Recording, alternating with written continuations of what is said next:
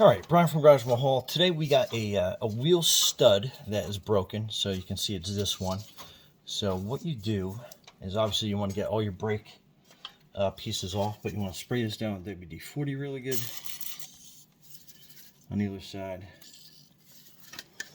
Now sometimes they come out easy, sometimes they don't, but you just grab a hammer and be careful. You don't want to over ping this, otherwise you're going to have trouble getting through that hole.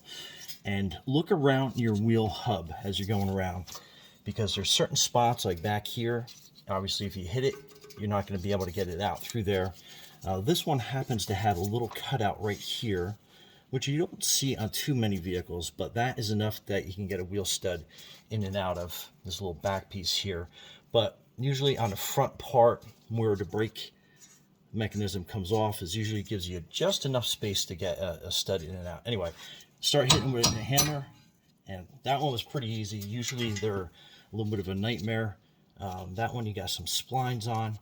So when you're putting your new stud in, you want to line the splines up. What you do is you push this through the back, so you should have just enough room.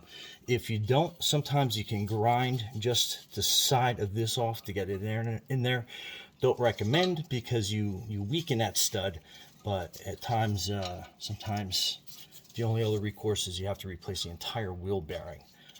Anyhow, so this stud's going in nice, and what we want to do is you want to get your lug nut on there. And then this is something that you typically want to do by hand, and then you'll feel it kind of grab, and then you can put your socket on there.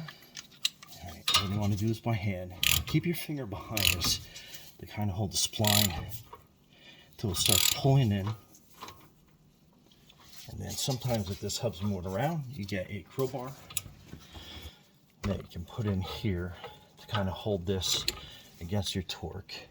And then you're just letting it pull itself in.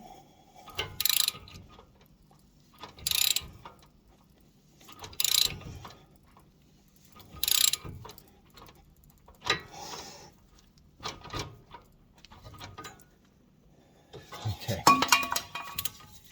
And then what we'll do is we'll get that loose.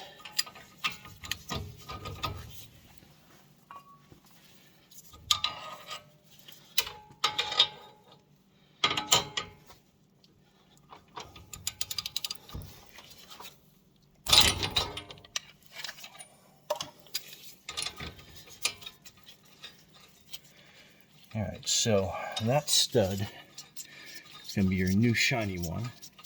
So when you put this lug on over the rotor and the wheel, you want to make sure that you do this one by hand and torque it to spec, and you'll feel it pull itself in.